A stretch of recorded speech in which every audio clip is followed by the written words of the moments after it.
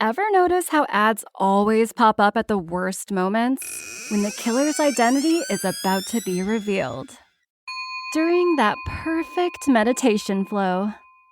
On Amazon Music, we believe in keeping you in the moment. That's why we've got millions of ad-free podcast episodes, so you can stay completely immersed in every story, every reveal, every breath.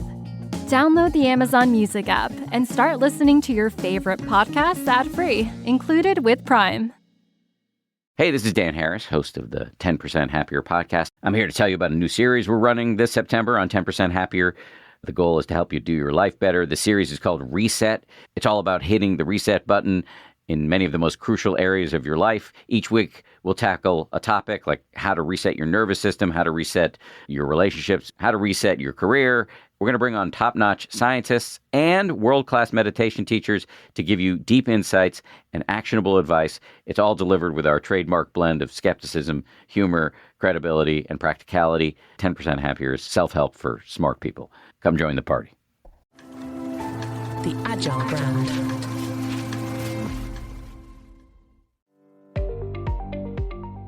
Welcome to the B2B Agility Podcast, where we look at the factors that drive success in B2B marketing, with a focus on the people, processes, data, and platforms that make B2B brands stand out and thrive in a competitive marketplace. I'm your host, Greg Kihlstrom, advising Fortune 1000 brands on MarTech, marketing operations, and CX, best-selling author and speaker. Now let's get on to the show. With customer centricity being top of mind, is the rush to automate and hyper-personalize making things better, or is it making customers feel less connected to their favorite brands? Agility requires keeping the human elements of empathy and understanding visible and audible beneath growing layers of automation tools. Today, we're going to talk about how a human-centric approach to managed network and technology solutions drives loyal, long-term customer relationships. To help me discuss this topic, I'd like to welcome Jeanne Duca, Chief Marketing Officer at BCN. Jeanne, welcome to the show. Thank you, Greg. It's wonderful to be here with you today. Yeah, looking forward to talking about this with you. Before we dive in, though, why don't you give us a little background on yourself and your role at BCN? Sure. I've been with BCN for 9 years. I am the Chief Marketing Officer. I assumed this role in January of 2025 after having been the Vice President of Brand and Experience for 8 years prior to that. I've been in the technology industry for my entire career at publicly traded companies, big and small. I had my own consulting firm for about 10 years, focused on brand and working with small companies, large companies to help them build their brand and create their brand. And it's just been, it's been a wonderful career doing that. So I'm really happy to talk with you about all of those concepts today. Yeah, well, yeah, let's, we're going to cover a few things here, but I want to start with what I teased in the intro, just that idea of how do we keep things human-centric while benefiting from technology. And so, being human-centric at scale. So BCN, has thrived for more than 30 years by putting personal connections ahead of some of those highly automated MarTech stacks and things like that. But, how do you look at protecting that, that human-centric kind of relationship ethos as AI-powered tools are, they're going to automate, they're continually automating more and more, customer touch points? Right. It's easy for us in the respect that our business is really relationship based. So that drives us to continue that human touch and that human connection. A little bit about BCN. So we go to market exclusively through the indirect communications and technology channel. We don't have a direct sales force. So our ability to get in front of the customer and get that opportunity really comes from building the strongest relationships possible with those technology advisors in that indirect channel. We know that this business is absolutely relationship relationship based. There are a number of options for these technology advisors to bring in when they have to work with customers on digital transformation or any other kinds of network and technology requirements. So those relationships are really key. Use technology is to make sure that the solutions we bring them are better, the way we communicate with them is better, and really creating the best possible experience. But we will never lose that human touch and that relationship portion of our focus. Yeah, yeah. So you also mentioned, you're relatively recent to the CMO role. I know you've been at BCN for several years, but Yes. recent to the CMO role, and congrats for that. I know it's been a few months at this point, but still congrats. In your first few months as CMO, again, having been at the org, but what did you put in place, or what is your thinking around keeping to supporting what you just said, really, keeping your teams talking to customers and having that interaction versus, merely talking about them? Sure. What's really interesting is that at BCN, remember, we're talking about two audiences. So we have our channel partner audience and we have our customer audience. We also have the audience of the companies from whom we buy services to resell to those customers. And those are the major carrier and network providers and technology partners in our industry. So we've got hundreds of those partnerships as well. What we find is here we are in the middle, right? We buy from here, we sell through here to the customer. Listening is something that we have done a really good job at, and it's something I'm really focused on making sure that we continue to do. We listen to those from whom we buy services. We listen to our channel partners. What do they need? What can we do better? What are your customers telling you? We listen to our customer base. What do you need? How are things changing for you? How is the economy and the tariffs? How are all of those things affecting you? What can we do better? And maybe most importantly is we listen to our own team, because that's where the experience starts, whether it's the partner experience or the customer experience. We've got a three-legged stool, and you can't have a happy partner if you don't have a happy employee, and you can't have a happy customer if you don't have a happy partners. Listening and making sure that all of our teams are focused on doing that has really been central to my work here as the Chief Marketing Officer.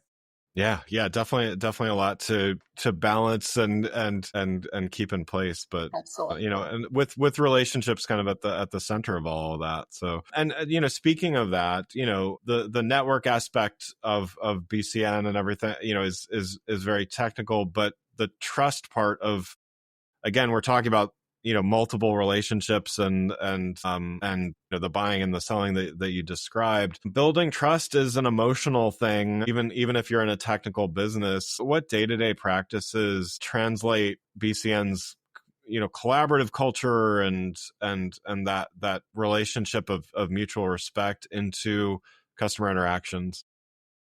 For us, it really starts with a core belief that we need to be as easy to do business with as possible. A lot of things cause a lot of people stress in this world. We don't want to be one of those. So our processes, our engagement is meant to deliver a great experience. People want to work with us because we are flexible, we're agile.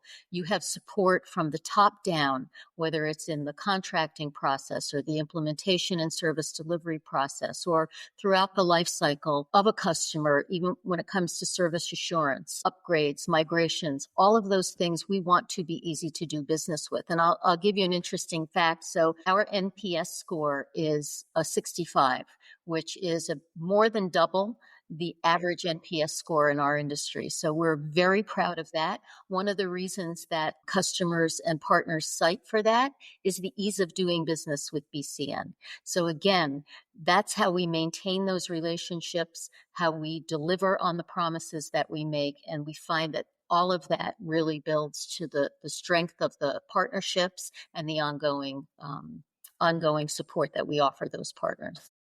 Yeah. I mean, that's very impressive NPS score, and in an industry not necessarily known for great scores, in other words. So kudos to that, and I think that does speak to the the relationship, the trust, all of those things we've talked about so far. And yet, with technology, offers us the ability to scale and to do things more streamlined and stuff, with the caveat that hyper personalized content can, sometimes it works fine, and there's lots of use cases where it works well. But I think some of the things that we're talking about here, where trust and the subtleties of voice and things can, it matters in some of these relationships. So how do you balance the need to automate? Because there is in any company, there's a need to automate. How do you balance that with making sure that customers feel like they're being understood and not just a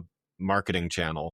Sure. I love that question. And I think it's all about providing the customer or the partner in our case, because we do have those two key audiences, with what they tell us they need. So if you go back to my earlier comment about listening, when you listen and when you act on what you hear, you know what people need. So we're not big into hyper personalized content right now. It's not something that we are engaged in. We believe if you listen to people, they tell you what they need, you deliver what they need. And you check back in and you make sure that you got it right, that you understood what they told you, that what you've delivered is really solving the issue they needed solved, or adding value to the work that they're doing. And we find that to be the most efficient way, and the best way to go about things. Yeah, yeah. And so, you mentioned NPS, is a method of measurement for you. What other measurements do you use to make sure that you're maintaining customer relationships in a successful way? Well, I think, as a company, we have, major KPIs that we measure ourselves against. When we talk about measuring the outcome of our relationship focused approach, that really is really easy to see. And if you think about referrals that you get from customers for other business, when you think about customers continuing to grow with us, our average customer tenure is more than 10 years. So we've got customers that come, they stay, they grow with us. We bring them along the technology path as new things come along. What you really find is that when people talk about you when you're not in the room, when they share great things about you, that's advocacy. And when you have that kind of advocacy, I think that's a KPI that may not be as quantifiable, but it really is one of the most important.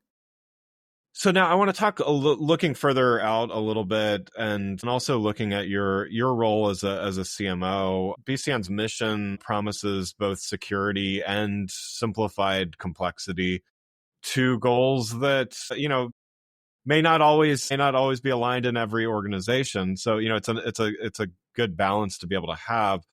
Where do you see marketers kind of over-indexing on either the security aspect or the simplification, over-indexing on one at the expense of the other? And, how do you find that right balance?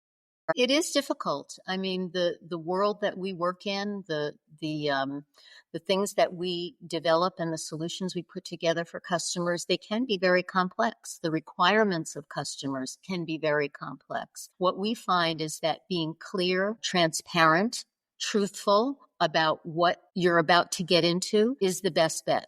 We don't try to be clever. We try to be clear. And with that clarity, I think a common understanding of what we're about to embark on together as partners. And I think that is what ends up simplifying the process for people. Knowing what to expect, knowing that they can trust us to be by their side every step of the way in this complex process, in the end, simplifies it. Now, for BCN, basic simplification comes through the fact that a customer with many, many locations in a variety of industries, from mid-market to enterprise, can come to us. We can craft and curate a solution that addresses all of their needs across locations. We do that with one contact for support, one service delivery team, one bill for all services. So there's that kind of simplification as well that we really pride ourselves on. Yeah. I mean, I love that, some of those aspects are tied together. You're able to actually tie two things together that, again, I think a lot of companies struggle with some of that, because security can get very technical and sound complex, even if it's, for the end customer, it's relatively straightforward. So Very I think being true. able to, Very yeah, true. And yeah, what we're finding is that the security comes, so we start with the basic, the internet connectivity, lots of diversity in that for customers, and then layering on a technology called SD-WAN that often comes with advanced security features like SASE. Because we're curating the solution based on the customer's needs, and again, being very clear about what we can give them, how it works, what's required on their part, what's required on our part, and keeping that all upfront and transparent really helps them see their way through it. yeah, yeah, I love it. So as we've returned to the idea of automation a few times here, but as a CMO, your fellow CMOs are feeling pressure to automate everything all the time, and how can you create an efficiency at pretty much everywhere you look? How would what's your case to your stakeholders, and so your peers stakeholders as well, of how much is too much? How do you kind of calm some of that down when it doesn't necessarily make sense to, some things make plenty of sense to do, some things don't, to everything that we've talked about, whether it's the relationship building and maintaining that. So like, how do you talk with stakeholders that are seemingly more and more focused on, we got to automate everything and all? Well, I think that you really have to have a lens that you're looking at these things through. And our lens is always, is this making things better for our partners or our customers? Is it having no effect, or is it actually making things worse? And I think if you look through that lens, that helps us make those decisions, always taking a step back and not rushing and feeling like the next big thing is going to take care of everything for us or solve all the issues that you may be facing, because it's never true. Right? It's never one thing. It's always a collection of things meshed together and done, with foresight and careful planning. And that's what I would say is take a step back. Why are we doing this? Who needs it? Who asked for it? Who told us? How do we think this is going to help? Yeah. Yeah. I mean, it's always the technology can do great things, but it's always like the platform or the technology is going to solve all our problems, but it's really the people in the process that end up making it successful, right? I couldn't agree more. Absolutely. Yeah. Well, Jeanne, thanks so much for joining today. One last question before we wrap up here. What do you do to stay agile in your role, and how do you find a way to do it consistently? That's a good question. So agility for me means taking the time to think every day, take a little bit of time away from the meeting schedule and the phone calls, and just really think about, what are we doing? What's the next thing we have to focus on? Being agile, I don't think has to mean you're fast about things. I think it has to mean that you understand what people are facing. You have the ability to pivot. You've thought through alternatives, and you can marshal the forces that are necessary to do whatever is needed. Yeah, I love that definition. Well, again, I'd like to thank Jeanne Duca, Chief Marketing Officer at BCN, for joining the show. You can learn more about Jeanne and BCN by following the links in the show notes. Thanks again for listening to the B2B Agility Podcast. If you enjoyed the show, please take a minute to subscribe and leave us a rating so that others can find the show more easily. You can access more episodes of the show at www.b2bagility.com. That's b2bagility.com. While you're there, check out my series of best-selling Agile brand guides covering a wide variety of marketing technology topics, or you can search for Greg Kihlstrom on Amazon. Until next time, stay focused and stay agile. The Agile brand.